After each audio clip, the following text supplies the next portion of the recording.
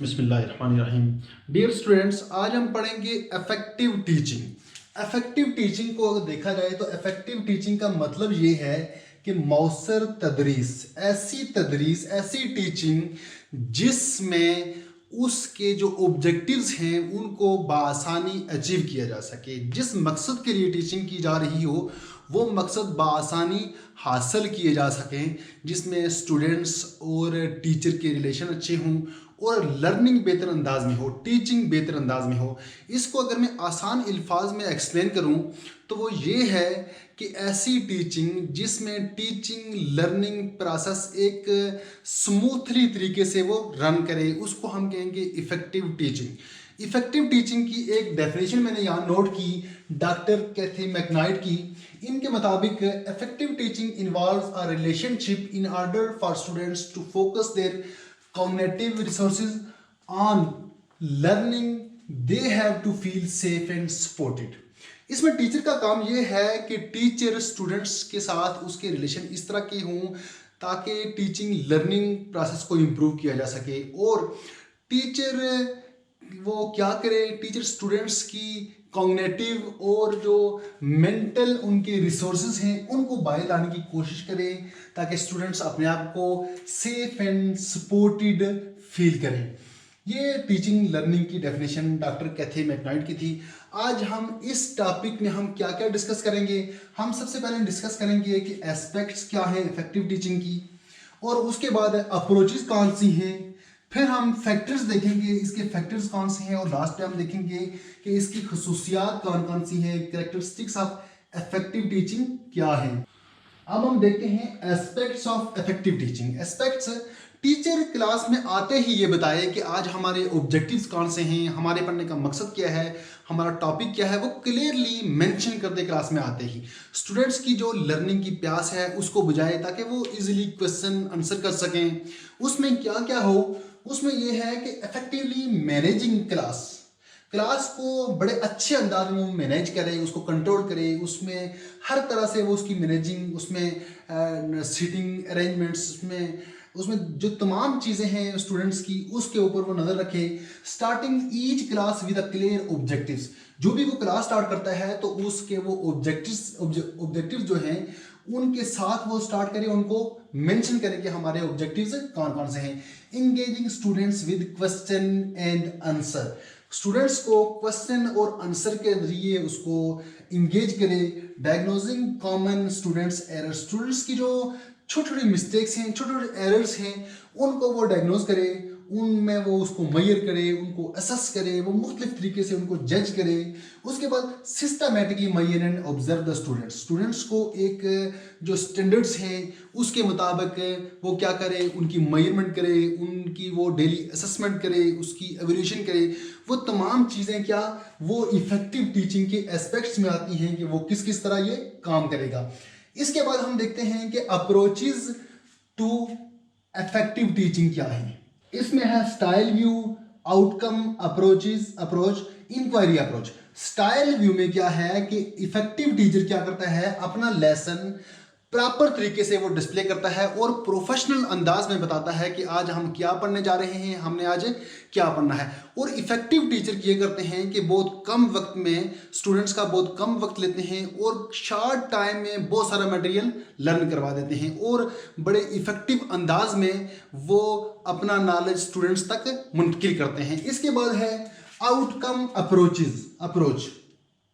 इसमें स्टूडेंट्स की अप्रोच को देखा जाता है, स्टूडेंट्स की अचीवमेंट को देखा जाता है कि स्टूडेंट्स की अगर अच्छे रिजल्ट आते हैं तो टीचर को कहा जाता है कि ये टीचर इफेक्टिव टीचर था, इफेक्टिव टीचिंग हुई इस क्लास में। और इसके बाद अगर किसी एक क्लास के टीचर को दूसरी क्लास के टीचर से अगर कंपेयर किया जाए तो उसके रिजल्ट देखे जाते हैं। जब उसके रिजल्ट देखे जाते हैं और बताया जाता है कि इस क्लास का जो रिजल्ट है वो बहुत अच्छा आया है, फलां क्लास का रिजल्ट ठीक नहीं आया, तो फिर कहा जाता है कि इस क्लास में जो टीचिंग थी वो इफेक्टिव टीचिंग हुई और फलां क्लास में टीचिंग इफेक्टिव नहीं हुई। इसी तरह टीचर को भी कहा जाता है कि इस क्लास का टीचर इफेक्टिव टीचर था और फलां क्लास का टीचर इफेक्टिव टीचर नहीं था। क्यों कि जो आउटकम है, स्टूडेंट्स की जो अचीवमेंट है उसको देख के ये बताया जाता है कि इफेक्टिव टीचिंग है या नहीं है। इसके बाद है इंक्वायरी अप्रोच। इंक्वायरी अप्रोच में टीचर के एक्शन और स्टूडेंट्स की लर्निंग को देख के चेक किया जाता है कि टीचिंग है वो इफेक्टिव हुई या फिर नहीं हुई। जितने भी टीचर के एक्शंस हैं, स्टूडेंट्स की लर्निंग है वो बेस करती है, वो किस पे बेस करती है? स्टूडेंट्स की लर्निंग बेस करती है टीचर के एक्शन और टीचर की टीचिंग पे बेस करती है। जितना स्टूडेंट्स प्रॉपर तरीके से पढ़ाएगा, जितना स्टूडेंट टीचर अच्छे तरीके से अच्छे वो एक्शंस के थ्रू पढ़ाएगा, डिमॉन्स्ट्रेशन मेथड इसमें आता है, बहुत सारे मेथड यूज़ करेगा, तो बच्चों की स्टूडेंट्स की जो लर्निंग है वो इम्प्रूव होगी। आपने देखा होगा कि मुख्तलिफ जो बच्चे हैं वो हर बच्चा एक स्टाइल से नहीं पढ़ता। बाद बच्चे कोई स्टोरी रिलेट करने के बाद उनको समझ आती है, बाद बच्चों को कोई दूसरा मेथड लगाने के बाद समझ आती है। बट अगर टीचर एक ही मेथड लगाएगा, एक ही स्टाइल यूज़ करेगा, एक ही वो तरीके से, एक ही एक्शन से पढ़ाएगा, तो कुछ बच्चे इसमें रह जाते हैं जो उनकी लर्निंग उसमें मुतासर होती है। तो अगर टीचर इफेक्टिव है तो टीचर क्या करेगा? वो मुख्तलिफ एक्शन से बच्चों की लर्निंग को इम्प्रूव करेगा। इसके बाद देखते हैं कि फैक्टर्स ऑफ इफेक्टिव टीचिंग क्या है। 2007 में इफेक्टिव टीचिंग के 5 फैक्टर बताए गए थे। वो कौन से फैक्टर थे? वो ये था कि टीचर का नॉलेज और responsibility for teaching for learning, कि टीचर का जो नॉलेज है वो बेस्ट होना चाहिए, वो बेहतरीन होगा तब जाके इफेक्टिव टीचिंग होगी। उसमें क्या है कि टीचर चीज का अगर नॉलेज बेहतर नहीं है तो इफेक्टिव टीचिंग नहीं हो सकती। और ये सबसे इंपॉर्टेंट पॉइंट है फैक्टर ऑफ इफेक्टिव टीचिंग का। इसके बाद क्लासरूम एक्टिविटी में क्या है, ये दूसरा फैक्टर बताया गया था 2007 में। क्लासरूम एक्टिविटी का मतलब ये है कि टीचर स्टूडेंट्स को ऐसी अपॉर्चुनिटी दे कि मुख्तलिफ तरह की एक्टिविटीज़, मुख्तलिफ तरह की सरगर्मियाँ करके स्टूडेंट्स अपनी लर्निंग को बेहतर अंदाज में कर सकें, वो अपनी लर्निंग को इम्प्रूव कर सकें, वो अच्छे तरीके से लर्न कर सकें। इसके बाद है असेसमेंट एक्टिविटी। जब भी आप इफेक्टिव टीचिंग की बात करेंगे तो वहाँ असेसमेंट का बहुत बड़ा रोल होगा। आप जब तक बच्चों को असेस नहीं करेंगे, आप प्रॉपर उसकी असेसमेंट नहीं होगी, क्लास में स्टूडेंट्स की असेसमेंट नहीं होगी, तो इफेक्टिव टीचिंग नहीं होगी। क्यों? कि असेसमेंट के जरिए उनकी एरर्स हैं उनको डायग्नोज किया जाता है। समेटिव असेसमेंट है, फॉर्मेटिव असेसमेंट है, इंटरनल असेसमेंट है, एक्सटर्नल असेसमेंट है। ये तमाम तरह की जो असेसमेंट है इनके जरिए टीचिंग को इम्प्रूव किया जाता है और लर्निंग को भी इम्प्रूव किया जाता है। इसके बाद है इफेक्टिव फीडबैक। असेसमेंट के बाद टीचर का काम ये होता है कि स्टूडेंट को प्रॉपर फीडबैक दे। प्रॉपर फीडबैक का मतलब ये है कि अगर असेसमेंट ये होता है कि स्टूडेंट को चेक किया जाता है कि स्टूडेंट्स इस वक्त किस वो जो टीचिंग लर्निंग प्रोसेस है वो किस अंदाज में जा रहा है, उसको इम्प्रूव करने के लिए किया जाता है। और जब असेस किया जाता है, असेस करने के बाद जो मिस्टेक्स होती हैं, जो एरर्स होते हैं, उनको डायग्नोज किया जाता है और स्टूडेंट्स को फीडबैक दी जाती है कि आप यहाँ मिस्टेक कर रहे हैं, आपकी गलती जहाँ पे है, आप इसको रिमूव करें। ये है इफेक्टिव फीडबैक। इसके बाद इफेक्टिव इंटरेक्शन का मतलब ये है कि स्टूडेंट्स और टीचर का जो इंटरेक्शन है वो इस तरह से हो कि students without any hesitation teacher से क्वेश्चन कर सकें, टीचर से बात कर सकें, वो एक फ्रेंडली इंटरेक्शन हो, उनका आपस में जो उनका रिलेशनशिप हो वो बेहतर हो। इसके बाद बिटवीन टीचर्स एंड स्टूडेंट्स, ये 5वां फैक्टर था। 2007 में मैंने आपको बताया कि 5 फैक्टर ये बताए गए थे। उसके बाद हम चलते हैं characteristics of effective teacher, effective teaching.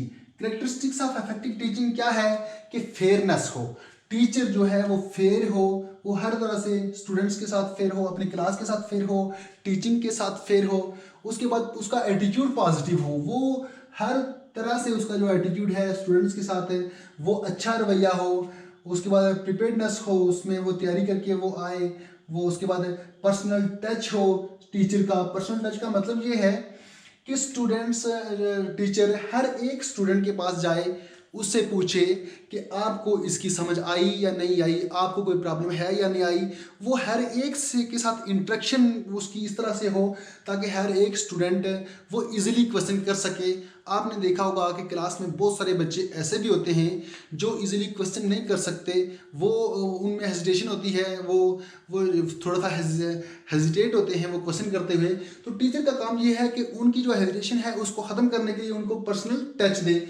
उसके बाद क्रिएटिविटी भी इसमें आता है कैरेक्टरिस्टिक्स में, willingness to admit the mistakes. Teacher से अगर कोई मिस्टेक हो जाए, कोई गलती हो जाए, तो वो उस गलती को वो माने कि मुझसे ये गलती हुई है और इसको मैं रिमूव करता हूँ, या मुझे इस चीज़ का नहीं पता, मैं आपको बाद में बता दूंगा। ऐसा ना हो कि टीचर अपनी गलती पे डटा रहे कि मैं जो बता रहा हूँ वो हर तरह से सही है, इसमें गलती का चांस नहीं है। इसके बाद फॉरगिविंग, स्टूडेंट अगर कोई गलती कर दे तो टीचर का काम ये है कि उसको माफ़ करे और बार बार उसको, ऐसा ना हो कि उसको बार बार उसकी गलती का एहसास दिलाए। क्लास के लास्ट तक वो वही उसी टॉपिक पे वो उसी टॉपिक को डिस्कस करता रहे। तो जो स्टूडेंट्स की जो लर्निंग है, एक स्टूडेंट नहीं बल्कि पूरी क्लास की लर्निंग डिस्टर्ब होगी इससे। और फॉरगिविंग होनी चाहिए। इसके बाद रिस्पेक्ट, टीचर का काम है कि हर एक स्टूडेंट को वो रिस्पेक्ट दे। हर एक स्टूडेंट को जब वो रिस्पेक्ट देगा, तमाम स्टूडेंट्स को रिस्पेक्ट देगा, तो ऑटोमेटिक वो रिस्पेक्ट वापस रिफ्लेक्ट होके उसकी तरफ आएगी और स्टूडेंट्स उसको भी रिस्पेक्ट देंगे। ये इफेक्टिव टीचिंग की वीडियो थी, शॉर्ट सी वीडियो ही आप इसको कह सकते हैं। तो इसमें उम्मीद करता हूं कि आपको इसके तमाम जो पॉइंट्स मैंने यहाँ डिस्कस किए आपको इसकी समझ आ गई होगी। और अगर आपको इस तरह का कोई क्वेश्चन आ जाए तो उम्मीद करता हूं कि आप उसको इजीली हैंडल कर सकते हैं, इजीली आप इसको अंडरस्टैंड करने के बाद इसको लिख सकते हैं। तो मिलेंगे नेक्स्ट वीडियो में, तब तक के लिए अल्लाह हाफिज़।